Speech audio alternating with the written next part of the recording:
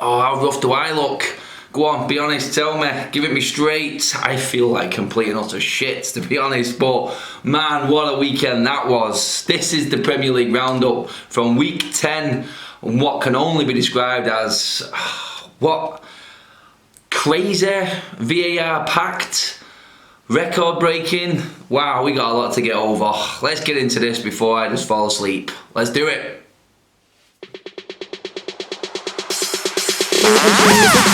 Layout track.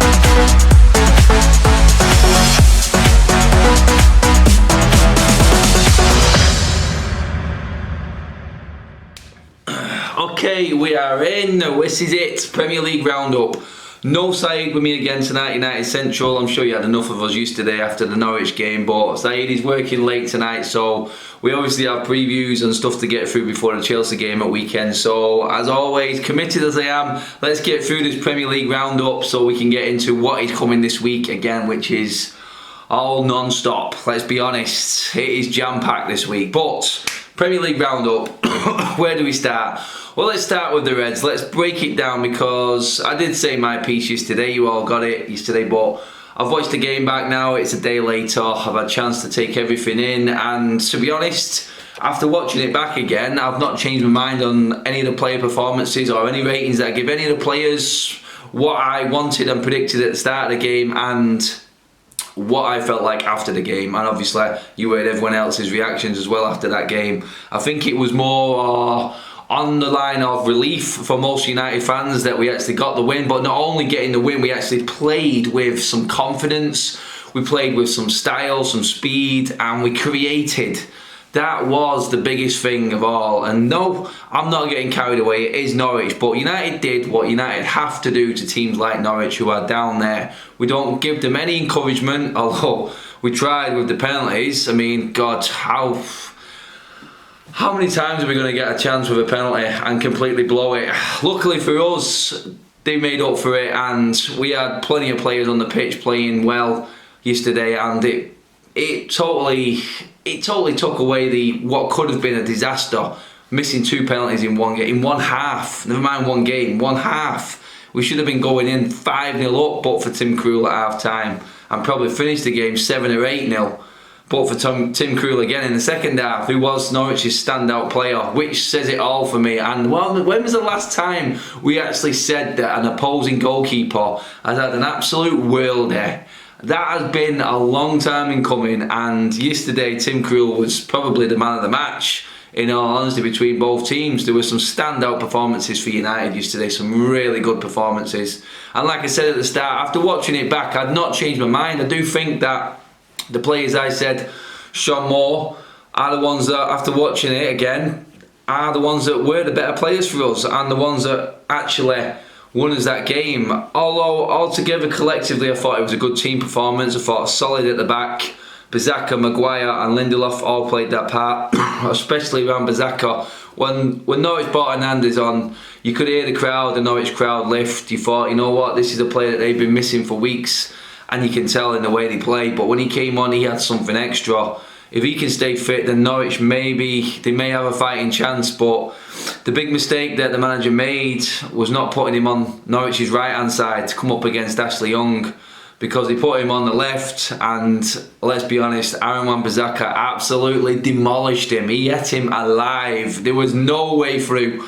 He stopped everything. Yeah, I know Hernandez got the goal in the end, but that was a mistake from Scott McTominay, so we're not going to blame Wan-Bissaka for that. But he literally had nothing. He just mauled him to death, and that was a great fight. Considering Wan-Bissaka was on a yellow, and they had that player, which is the only reason I can think the Norwich manager put him on the left-hand side there, thinking there was a chance to maybe get Bazaka sent off. But Bazaka played an half of football that was just faultless in my opinion, and definitely deserved being up. He didn't even get man of the match for me, and that says it all. The last time a United defender didn't get man of the match because the forwards were so good.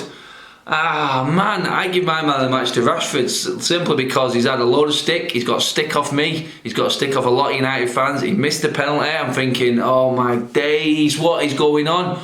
He's not going to go into his hole again. 2 minutes later, bang, great ball from James. 2-0, game done and dusted. It should have been 3-0, should have been 4-0. We know the penalties I don't even want to go into the penalties because it's just taken away from what has been our best performance of the season. Yes, it's Norwich, but we needed a win. We needed to come from Liverpool game and the Partizan game. The performance was better against Liverpool. The result was better against Partizan, an away win. And then a result and a performance against Norwich. That's a good week. That's the best week of the season so far. By a mile. I don't care what anyone says. And Ollie deserves the credit. I've slagged him, dissed him enough all season so far for certain things that he's done, but it wasn't rocket science, was it? Round pegs in round holes. Rashford on the left hand side where he's most lethal, where England play him, and he's world beater for England. Excuse me, man flu. James on the right hand side, causing havoc, interchanging from middle to left to right hand side to left. And you know what? All the interchanging between the front three caused Norwich all sorts of problems. But when you sit out like that, then players playing in the right positions, the positions that they actually like, you're obviously going to get a better reaction anyway. That's a simple thing. It's a basic. Pereira in the middle for a full 90 minutes. Ran the show. His corners. Wow, when's the last time you've seen corners like that? I know it's a small little thing to pick up on, but United could have had, 2 goals from corners? They were causing havoc. When's the last time United looked dangerous from corners? You can't remember it because we're never dangerous. And Pereira's, it was just consistently bang on. His passing was good in the game. He was tenacious. He got stuck in. He didn't let it override. He basically stood up and was counted. Same with Fred, picking up the pieces off what can only be described as a great performance from Scott McTominay, who was definitely up there with man of the match for me, alongside Rashford. People will disagree with Rashford, but I've got my own reasons why Rashford got man of the match. I don't really care what anyone else thinks, but Scott McTominay had a game and a half, didn't he? He absolutely ran the show. He was the linchpin for Pereira and Fred to do their thing. Fred picking up the pieces off McTominay's work, feeding it to Pereira, who then fed the front line, and simple football. Ollie's finally got it. He got it right against Liverpool. He changed it in the second half for some reason. I do not know why.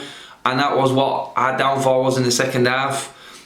Partizan, he changed the team. Played players who should be playing. Credit, got the result. Got out of there, got the result. And now we're 1 win away from qualifying in the Europa League. And that's to bed. Well played, good management again. And then Norwich on their arses, conceding left, right and centre. No winning, God knows how long. Poor team. What does he do? Plays attacking, fast, quick in football, goes at them, puts the game to bed before half time. Easy, innit, this football management? Simple, simple, simple. Nothing major, but just simple decisions and easy decisions. God, Pereira is not the best player in the world, but when he plays, and if you're going to play him in the middle. Rashford reads the game so much better from the left. And Martial is our striker. I don't care what anyone says. Martial being back in the team basically give us a whole new dimension going forward, and I can't heap enough praise on him enough. Again, we could have got sulking Martial after the penalty miss. We didn't. And our performance again, another 8 or 9 performance from Martial. Everyone from the back 4 up was an 8 or a 9 near enough. Fred 7ish, James 7. Oh no, I'll give James an 8. I think I give him a solid 7 on the play ratings for the United stand. But watching it back, he created the penalty. He made the assist for Rashford. He was good. And that ball he put across in the second half for Martial, quick, first time thinking, and that should have been 3-0 then. But quality all the way through. Norwich are fit for. If they get players like Hernandez back, then they've got half a fighting chance, like I said. But man, they look poor. Man, Aaron's going forward was great. He had Ashley Young on toast, but the other way, my God, Rashford absolutely tore him a new one. He really did. Everything that came down our left-hand side, Aaron's was just left dead. He's a great player going forward. He absolutely mauled Ashley Young, but you can see where the problem is with him. And Rashford, that's why I gave Rashford man of the match, because he took it upon himself to command that ball and take that ball every time. And nearly all of our best work, even the goal in the second half, came pretty much down that left-hand side between him and Martial. We definitely had that left-hand side under control and was damaging Norwich with it. And Aaron's, Oh, and Norwich in general, man, they look in trouble. The atmosphere was flat. The only time they really cheered was when this keeper saved our penalties. They had nothing else to cheer about, and you can see there's like an acceptance of what is happening there now. That's just how it feels, my opinion. You may differ, but if you are watching Norwich fans, let me know, because that's just how it felt from where I was sat, and I was sat 2 rows from the Norwich fans, so it literally was what I seen. Anyway, that's enough for United. I've gone on long enough. I'm just a happy bunny with that. Apart from the flu, man cold, whatever you want to call it. My throat is on fire, by the way. God, my voice has completely gone from jumping around and being a normal fan again. I'll get into the rest of the football. Let's go. Okay, there's only one place to start, and I was going to give United performance of the week any other weekend, but we had a record equaling. I don't know why teams struggled to get past that 9 mark, but a record equaling Premier League result in Leicester beating Southampton 9-0 on Friday Night Football, lashing down rain. My God, that must have been the worst experience ever for a Southampton fan. At least he didn't have far to travel home. Can you imagine if it was roles reversed and it was Leicester going back up to the Midlands from Southampton? Nice 3.5, 4-hour drive up, having been smashed 9-0. Luckily for them, it was them.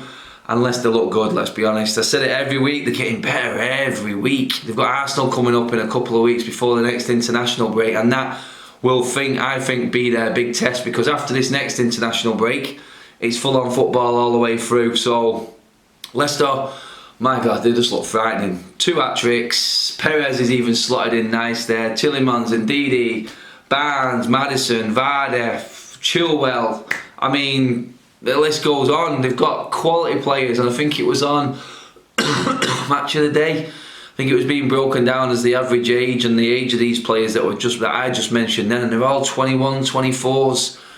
Good future with a good manager in charge there for Leicester. Southampton, I think Hasenhüttl is done. I really do. The fact that there was 0 fight in that team, no backbone at all, just goes to show, though, doesn't it, what Leicester did to Southampton with 10 men. I know we didn't have as much time, but we played with 10 men and couldn't get anywhere near. But where's that fight gone for Southampton? So, performance of the week and stinker of the week in one game. It's no surprise. I'm only saying it. I know anyone can get hammered at any day of the week in the Premier League, but Southampton look like they're just down tools, and that's why they got stinker of the week. Southampton, they look in trouble. New manager coming in will probably save them. They'll get that bounce like they did last season, but right now they're probably one of my favourites to go down alongside Norwich, the way they're going. Leicester just get better and better. I can't praise them enough. I'm glad we just got them out of the way, and somehow we beat them. Next one, another improving team. 7 wins in a row for Chelsea and Lampard. What more can you say? Burnley rallied at the end, but Chelsea fans must be going into every single game thinking we're going to get a great game to watch here tonight. Every single game they play is just, it's exciting, it's entertaining, it's attacking. Yeah, defensively they're not fantastic yet, but can you imagine if they went out and bought a couple of defenders? When the transfer embargo's lifted, they have got a team. I'm telling you, Lampard deserves massive praise. 7 wins in a row in all competition, and they're not little scraping wins either. The 4s, 5s, even 7s in some games. United have got them next. That should be interesting. That'll be a test of United's mettle. I think most United fans are looking towards Bournemouth on the Saturday rather than this. Or is that just a cop-out? Because we want to just forget about Wednesday. Excuse me. I don't know, but Burnley are Burnley. I said it last week. They'll get games like this. They may get tanked, but then they'll go and beat a team around them 1 or 2-0 and be completely safe in mid-table. No fear at all for Burnley. Bit gutted for Jay Rodriguez not being able to celebrate that peach of a goal from about 30 yards. What a goal that was. Goal of the game. But again, Chelsea's youngsters doing it. Pulisic, the perfect hat trick. What can you say? We had to pick a star player for the week. It'd probably be him. One of 3 hat tricks this weekend, and his was the best one. So praise again to Chelsea, looking good, and Stonewall for top 4. We'll see what happens when they lose the next game, see if the Reds drop, but at the moment I just can't see it. With them, they just look full of confidence and full of ideas, which is the most important thing. Oh God. Right, moving on. Let's go into the first game that was really affected by VAR, and that was the Brighton game. When Brighton won, I think they knocked us down to 15th in the league. Somehow United are 7th right now. Just goes to show how close that table is from the top 6 to the bottom 3. You could literally be down in the dungeons, 15th or 16th, and then one win, and like we are, smack bang ahead of Spurs and 2 points behind Arsenal somehow. That just goes to show how that top 6 is setting out. Damn, wish I bought a drink. Anyway, VAR, that wasn't a penalty, was it, from Keane? My God, if you're looking up and your eyes are on the ball, how is the referee seeing that as it's this whole intentional and the interpretation of this VAR at the moment. How many games I'm going to talk about this now? This one costs and could cost the manager his job. That's what's on the line here. Silva, he's there. He got a win last week against West Ham, a much needed win, but this game was there. It probably deserved to be a draw, and it wouldn't have been too bad a result in the end. But the fact that he's lost it now, the pressure is right on him now, and it's because of a VAR decision again. Keane's looking at the ball, he's watching the ball, and where's he supposed to put his feet? Is he supposed to jump while he's looking in the air? I don't understand it. It's just common sense prevail, and it just doesn't ever look like it is. Oh, God. And it's ruining the game now, it really is. How many games this weekend were just overshadowed by VAR? Even United's game, VAR penalties. I mean, I can't even think how much injury time we had in our game. And then obviously you've seen the Arsenal game, we'll get into that one soon enough, but VAR is just not happening at all for me. It just doesn't look like the refs want to take control. What is the point in having linesmen? They're not making any decisions. They're just waiting for the VAR to back them up and get them out of jail. It's a complete joke. Don't get me wrong. I'm not taking anything away from Brighton and the victory. A much needed victory as well. And they're playing decent football. They are playing. You can't take it away. It was a good game to watch, let's be honest. Everton, though, will feel hard done to. They must feel hard done to with that. And the fans must be at least giving Silva a little bit of leeway with the VAR decision, because yeah, you can say they didn't defend very well, which is quite common at the moment. I mean, the attacks are always better than defences in the Premier League. Anything can happen any week. But I'd be pissed off if I was an Everton fan, I really would with that. Brighton, big result for them. I'm moving up again, looking a bit more stable. But where you lie with that VAR, Everton fans, where you at with that one? Is it a case of you were robbed, or did you deserve to lose it? Is it still another performance that is lacking a lot in every department for you? Let me know, comment below. Moving on. This is a game I had down. There's loads of goals. For some reason, Bournemouth have let me down big time the last couple of weeks. I've backed them to be bagging goals against Norwich, and now Watford, the bottom 2, and they've not managed to score one.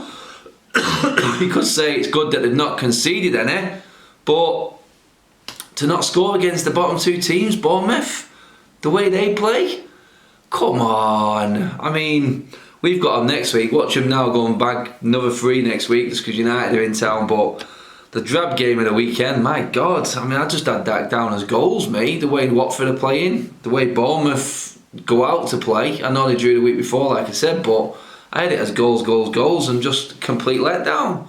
Where you at? I will see against United weekend. I'm sure Bournemouth have got more in the locker, and I'm not really worried about them. Watford need to start getting their asses in gear. They've got a good squad there, Watford. I just don't understand what is going on. But still a lot of time. It isn't like they've been cut completely adrift yet. So I do feel like Watford will still pull it around. West Ham won, Sheffield United won. Sheffield United again. My God, this team does not lie down. Never say die. West Ham, 2 points out of 12 now. Not good enough. For a team that had aspirations of fighting for that top 6, they're not looking good right now. I mean, they put us to the sword, I know, but Sheffield United at home is a game you have to win. Sheffield United are doing good, but you still got to win. I don't think Sheffield United have lost. Is it right they've not lost away from home? I don't know.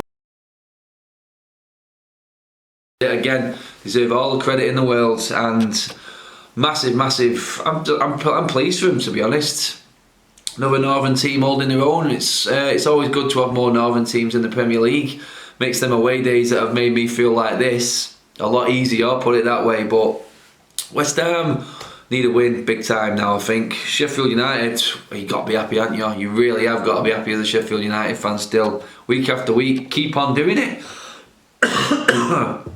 And the first game on Saturday now, and that was City. Another one, VAR again. Was it Silva's goal? Was it De Bruyne's goal? If it was Silva, is he interfering with play? Why is VAR not pulling that? Even referees without VAR would have looked at that back in the day. It's like I said, the linesmen are doing nothing. They're just not even bothering putting the flags up anymore. Why are they even there? I don't understand. Why? What's the point in having them there if they're not going to do anything? Because they don't do anything anymore. After City scored the first goal, it was game over, wasn't it? Villa were in it. Villa had some chances. They were in it, and then that long ball. How the hell is Jesus beating Mings in the air? I mean, come on, please. Long ball for City. It works for City just because it's City doing it. I don't know why it happens all the time. Anyone else tries it, it's like, what are you doing? It's long ball, it's boring football, but it's not all ticky-tacky football with City now. When they know when to play it long.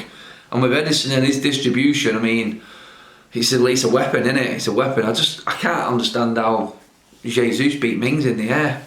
He's like half his size, but that set the tone. A simple long ball straight after half time. Game over. Simple as that. Villa will feel unlucky, but to be honest, when that goal went in for City, it could have been 3 or 4, couldn't it? Let's be honest. It was 3. It could have been 4 or 5 easily. There were a few chances there for City in the second half, and they just put the pressure back on Liverpool before the Spurs game, which takes us on to Sunday's football. We've obviously touched on United and got rid of that one, but like I just said, then City put the pressure on Liverpool. How were they going to answer? A goal in 45 seconds for Harry Kane, and it looked like for long periods that Spurs had come back to play again, like they were back to the party. But then you had a complete meltdown moment late on. I mean, why? That's all I can ask. Why? You're basically just gifting it, and Liverpool again get that little break in the last 10 minutes, like they did against us with a lucky ball in the box. You know, you just get that vibe and that feeling when someone's lucky's in and it's their season. Right now, Spurs are on the complete opposite end of that. Liverpool are flying again. They stepped up to the mark. They've had United and Spurs back to back, and they come away with 4 points. I'm sure any Liverpool fan would have took that at the start before them 2 weeks even started. So, yeah, Liverpool are just going to be singing the way into next weekend, and Spurs, well, where do you go? I thought we were having a bad season, but I always thought Spurs had more in the locker, to be honest. To be more than a quarter of the way through the season now, and for them to be where they are, and behind us, we have been atrocious this season. Their squad isn't that bad. I don't understand it. A lot of issues with Eriksen at the moment. It really is. He just doesn't look like he wants to be there. That could be the undoing. The transfer dealings in the summer could literally be the undoing in this season. I know Gary Neville was arguing the point on Super Sunday. I was listening to it driving in to the Norwich game, saying Spurs are running a football club like football clubs should be run, but it's to the detriment of the season. The new stadium, the first season there, they just don't look like they're there. And my issue with all that, yeah, it's great running it, but running it from where? Because if they don't get top 4, I just don't see the same appeal as like a United, and that's not me being big-headed. United do have more of a draw than a lot of teams, even when we're bad. Spurs, for me, need top 4. And you can say it's good, being standing firm with a wage structure and everything like that, but when you're going to lose 4 key players in the summer on free transfers, and we all know Spurs don't like spending a lot, they've got to spend, what, 200 million minimum to actually replace them 4? And that only just got them 4th last season. I know they got to the Champions League final, and I have to give praise for that, for not spending money getting there. But when they had the chance to strengthen, they weakened themselves, and I just don't understand the logic in it at all. And Spurs are concerned, not particularly yet, because I do feel like they have still got something in the locker. I do feel like they've got a good squad, and they can go on one of them runs anytime, but I just don't understand what's going on at the moment. I just don't understand why they did the summer when they did, and they didn't improve and strengthen the squad. Could they pay the ultimate price and miss out on top 4? Well, at the moment, you can't look past Leicester and Chelsea for the third and fourth spot, can you? I mean, Leicester did go ahead of City at one point this weekend, so that's what they're up against now. It's not just United and Arsenal now. I mean, it's Chelsea and Leicester as well. Leicester's in the mix.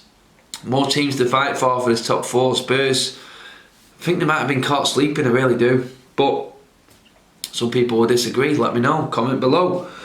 Talked about United, obviously. That's Liverpool. Let's go over Newcastle Wolves. What can you say? Both teams really needed a win just to keep their heads above water.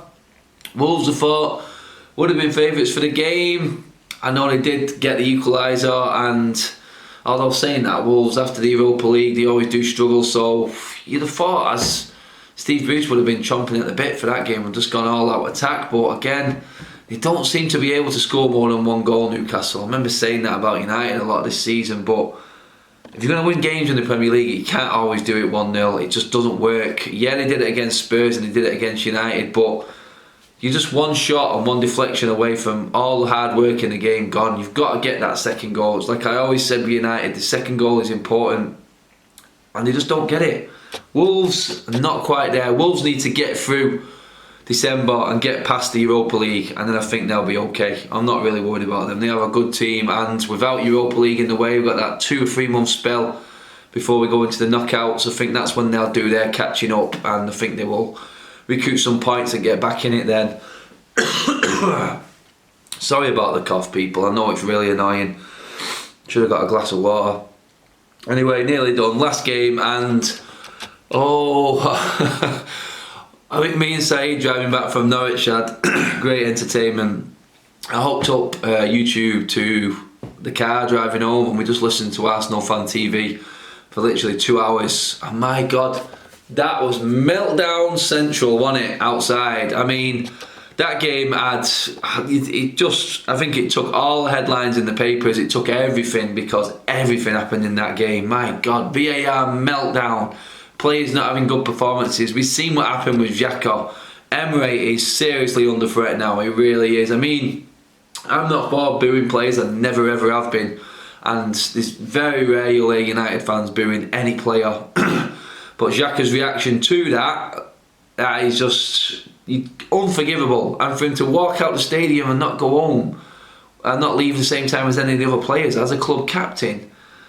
I know Emre can't say anything straight after the game. He has to obviously do his analysis of the game and stuff, and he can't literally sit. But if he turns up, and I hear a lot of Arsenal fans saying this, if he turns up as captain or even in the team next week, then against Wolves, then Arsenal fans are done. Emre is done. He's finished in Arsenal fans' eyes. He really is. I'm just getting that from what they were saying after the game, and to be honest, you can't really blame him, can you? Because if your captain did that and then turned up wearing an armband the week after, what confidence are you going to have in your manager if that actually happens? I mean, zero. I'd be running on that pitch, losing my season ticket.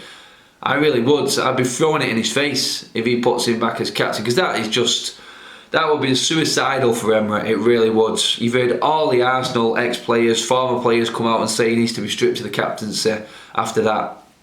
He really does for me, and there's no excuse for what he did, even though the booing was ridiculous and is a disgrace from the fans. You cannot react the way you reacted. They all said it, 2 wrongs don't make a right. Every single one of them on fan cams said it, I seen it.